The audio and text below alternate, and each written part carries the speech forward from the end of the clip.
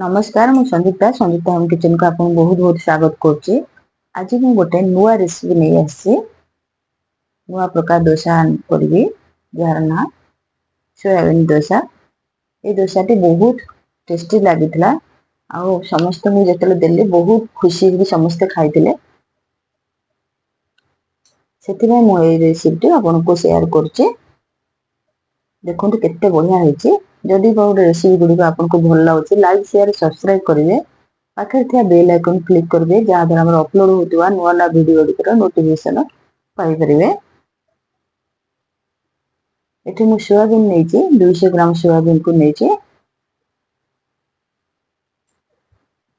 देखो आपन छोटो साइज नै परिवे बड़ साइज सोयाबीन नै परिवे।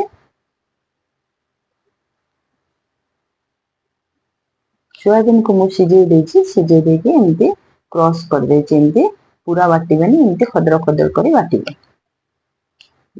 मु धनिया पत्र ठिनेछि अदा रसुन आ कंचा लंका को एमती क्रॉस कर देछि। पियाज को एठी छोट छोट करी काटि देछि। आलू दीटा सिजा आलू दीटा नेछि। गाजर एठी दीटा को कोरि देछि। प्रथम मु कढ़ाई बसई मसला कर दोछि। प्रथम तेल दे दबा 2 चम्मच तेल दे दबा। गोटा जीरा 1 स्पून दे दबा। जीरा टिके भाजी होला परे पानमधुरी एठी हाफ स्पून दे दबा। डोसा रे एमती पकेइतले बहुत टेस्टी लागि था। पियाज कटा को एठी दे दबा। छोट छोट करी काटी दे दबा। ते अदा रसुन आ कंचा लंका को एमती छेची की दे दबा।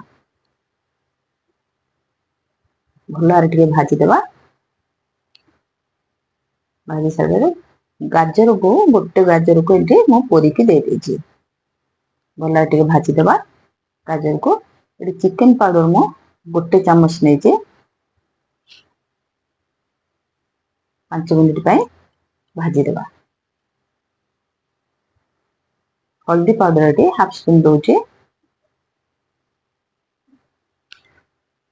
एठी मु सोयाबीन को दे दोछि। सोयाबीन क्रॉस करतिबा सेया को दे देबा। भलार टिके भाजी दबा। कंचा स्मेल दिबा पर्यंत एमती भाजी दबा। आलू को एठी मु कोरी की दे दोछि। गोटा गोटा आलू देले खंड खंड देखा जिवो। आलूटा आपन को एठी ऑप्शनल अछि। यदि चाहिबे देबे नहले खाली सोयाबीन ले भी करि परिबे।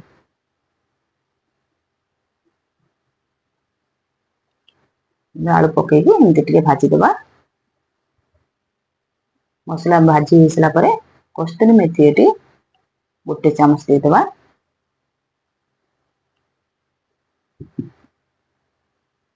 भलार टे कसी दबा। भलार कसी देले कंचा स्मेल पळि जिवो।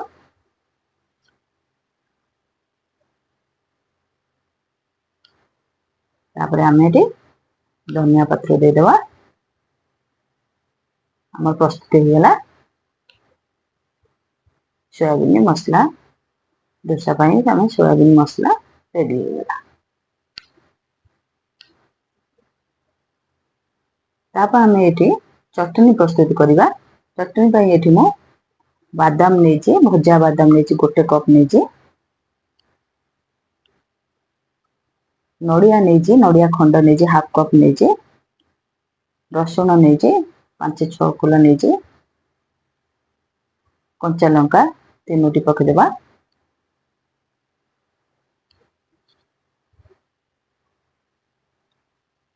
चीनी हाफ स्पून पके देबा।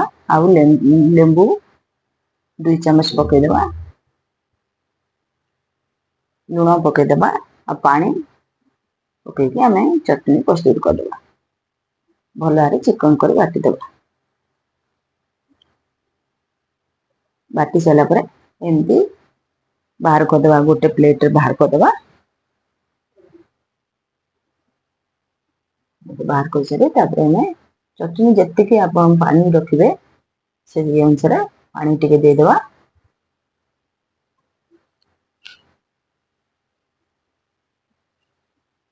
पानी दे सला परे हम एबे टेम्परिंग पई प्रस्तुत करिबा। तेल गरम करी शुखला लंका 2टा पकेदवा जीरा और सोरिष को पकेदवा भूषा पत्र किसी पकेदवा पके सारी आम चटनी रे देदवा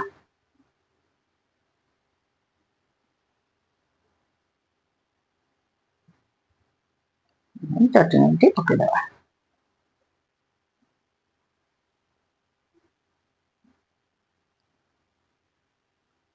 देखना हमार प्रस्तुत हो गला बादाम चटनी।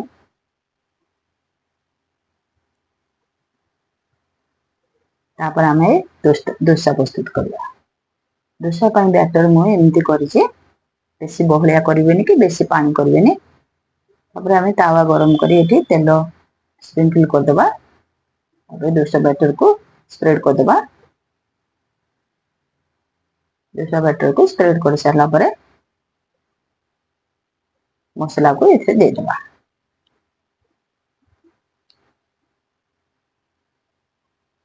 एमती मझे आम मसला देदवा तापर आम गाजर कोरा को देदवा गाजर कोरा को दे सारा पर पियाज कटा को छोट छोट काटिके एमती सजेदेवा तापर आम ये धनिया पत्र देदवा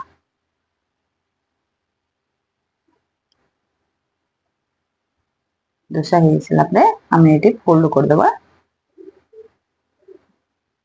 देखो एमती करदे ये डोसा टी बहुत टेस्टी लगी आप घरे करके बनातु बहुत टेस्टी लगी।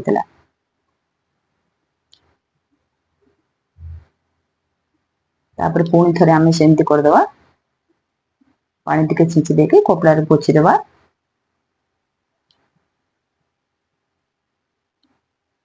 पुणी बैटर को देदे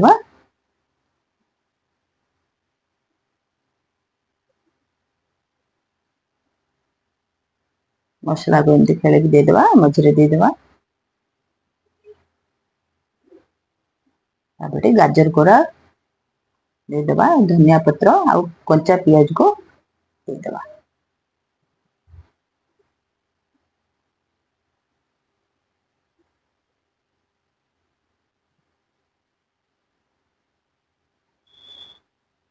तापर आम फोल्ड करदे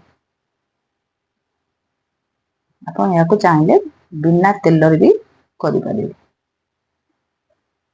प्रस्तुत होगा मसला डोसा बा soybean masala dosa. Thank you for watching.